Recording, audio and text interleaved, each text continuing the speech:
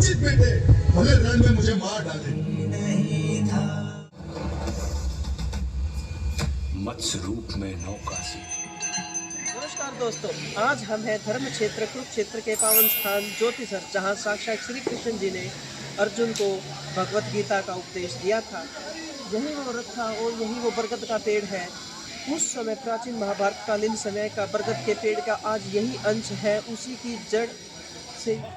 दोस्तों, हमने आपको वट वृक्ष और जहाँ श्री कृष्ण जी ने अर्जुन को गीता का उपदेश दिया था वो जगह दिखाई। अभी हम आपको ज्योतिसर का जो कुंड है, पावन कुंड है, जहाँ नहाने से मात्र जल भर के छींटे से ही सभी पाप दूर हो जाते हैं, हम आपको वो दिखाएंगे।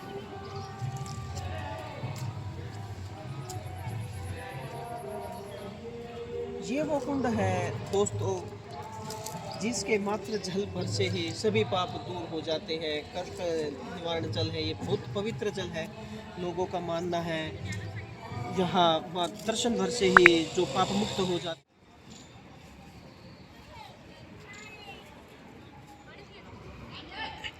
दोस्तों, ये वही जल है जिसके छींटे भर से सारे पाप मुक्त हो जाते हैं और आशा है आप भी यहाँ आइए। और दोस्तों, ये दर्शकों के लिए, मेरे प्यारे दर्शकों के लिए भी ये छींटे, आप भी पाप मुक्त हो जाइए। आप मेरे पीछे देख सकते हैं, ये श्री कृष्ण जी का वो ही अवतार है जो गीता के उपदेश के दौरान दिखाया था। श्री कृष्ण जी दिखाना चाहते हैं कि वे ही पालनहार हैं, वे ही रचयिता हैं, वे ही विनाशकारी हैं। जो कुछ है श्री कृष्ण है। ओम श्री राधे। आज भी देख सकते हैं श्रद्धालुओं की यहाँ कितनी ज़्यादा भीड़ है।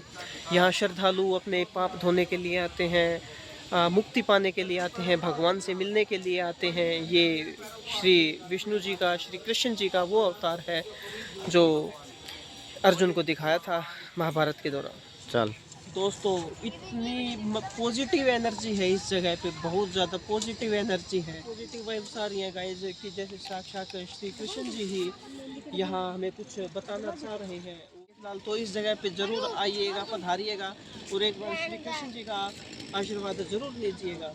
आप लोगों ने सुना होगा महाभारत युद्ध के दौरान लाखों आदमी मारे गए थे और इसलिए बोलते हैं कि कुरुक्षेत्र की भूमि आज भी लाल है। और वास्तव में यहाँ आके हमें पता लगता है कि कुरुक्षेत्र की भूमि है, जो मिट्टी है, वो वास्तव में कहीं ना कहीं लाल है। हम वेस्टर्न शिक्षा की तरफ जा रहे हैं, लेकिन मैं आपसे हाथ जोड़ के विनती करता हूँ, अपने जो बच्चे हैं, आज की पीढ़ी है, उसको अपने प्राचीन समय की संस्कृति के बारे में ज़रूर बताइए। अपने बच्चों को और अपने परिवार के सहित, अपने मित्रगण के सहित आप इन जगहों का भ्रमण कर सकते हैं। और ऐसी ही जानकारी के लिए आप हमारे चैनल के साथ जुड़े रहिए और कमेंट करके बताइए गाइज आपको, और किस जगह, जो भी आपको जगह देखनी पसंद होगी धार्मिक, वो हम आपको दिखलाएं। स्पेशल आप लोगों की डिमांड पर संदीप जी ने और मैंने यहाँ रुकने का फैसला किया है और आपको महाभारत का जो संदीप जी बार बार अपने व्लॉग में जिक्र कर रहे थे, लाइटिंग का और शो का, आज हम आपको वो शो दिखाते हैं। सामने उपस्थित सरोवर के किनारे और उधर खड़े वट वृक्ष के नीचे ही युगों पहले भगवान श्री कृष्ण ने गीता का अजर अमर, कालातीत और कालजयी उपदेश दिया था। बहता रहा, चलता रहा और मैं अचल अटल अडिग यही एक जगह खड़ा रहा। पर फिर भी हम साथ थे, क्योंकि समय के अनादि अनंत अखंड अछेद अभेद अनवरत प्रवाह को मैंने सरित सरस्वती की धर्म धारा को कलकल बहते निहारा है। और इसी ठोर से मैंने त्रिशतवती नदी को प्रवाहित होते देखा है। यही गड़े खड़े मैं साक्षी रहा हूँ, ब्रह्मा जी के ब्रह्म सरोवर बनाने और उसमें नहाने का। यहीं से मैंने सन्निध सरोवर में 7 सरस्वतियों को समाहित होते अवलोकित किया है। और इस ज्योतिसर से तो मेरा जन्म का नाता है। और कौरवों की ओर से मामा शकुनी, दूसरे भाइयों ने बड़े भाई को आगे खेलने से रोकने के अनेक यत्न किए, किंतु जैसे ही युधिष्ठिर मानने को होते, शकुनी उन्हें और उकसा देता। ऐसा कैसे हो सकता है कि पांडवों के बड़े राजकुमार के पास एक भी दांव लगाने के लिए कुछ भी न हो? और कुछ तो होगा, कोई रथ घोड़ा, दास दासी, चाकर भृत्य, स्त्री द्रौपदी, मैं उससे दाव पर लगाता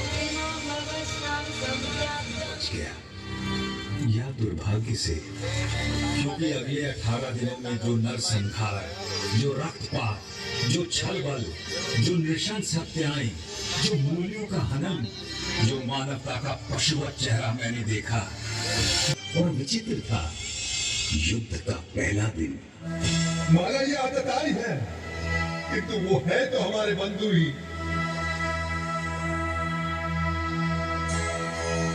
अपने कुटुंबियों को मारकर माधव हम सुखी कैसे हो सकते हैं? तो मुझे इस समृद्धशाली राज्य को, इन सबों को तो मैंने पहले ही मार दिया है। तुझे तो बस निमित्त बनना है पांडव।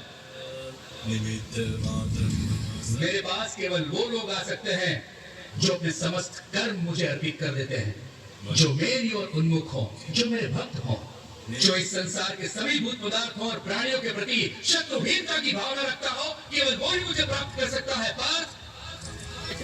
शनय शनय अर्जुन का मन कुछ स्थिर होने लगा और जिज्ञासु होकर उसने श्री कृष्ण से पूछा कि कुछ वक्त हमेशा सतत उनकी उपासना करते रहते हैं और अन्य उनको अक्षर और अव्यक्त मानकर उनकी उपासना करते हैं। अब प्रश्न ये है कि उन दोनों में से वो स्वयं किसको अच्छा योगी मानते हैं? भगवान ने बड़े धीरज से उत्तर दिया,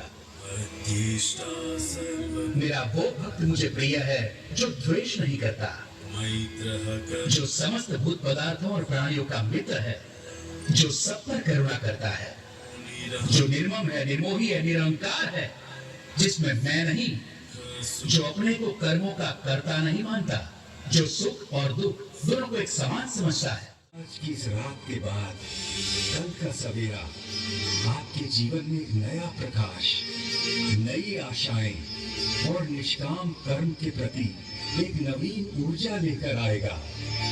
तब तक मैं केवल इतनी ही कामना करूंगा, सब सुखी हो, निरोगी हो, कल्याण हो। की स्थापना हेतु अनेकों अवतार लिए। इन अवतारों ने कभी मार्गदर्शन किया और विष्णु के अवतारों की।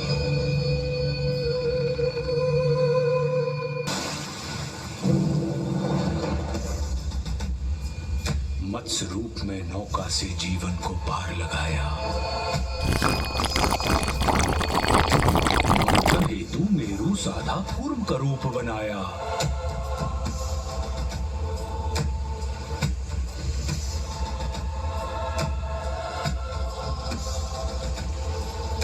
लील रहा सागर धरती को वार है आन बचाया।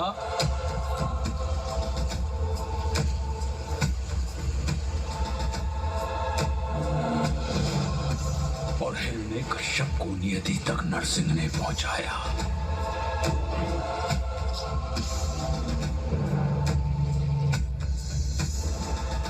त्रिपद में वामन के पहुंचा महाबली पाताल।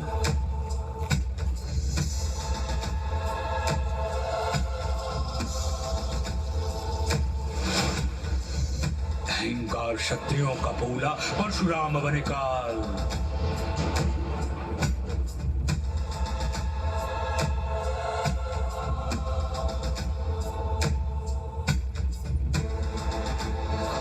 संघर्ष किया, वनवास किया, जनमानस को विश्वास दिया।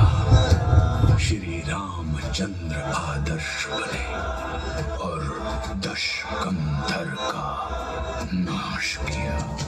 अर्जुन ने कहा, हे माधव, मन में संशय होता है, ये विश्व रूप क्या होता है? इस संशय को नष्ट करो, अपना स्वरूप स्पष्ट करो।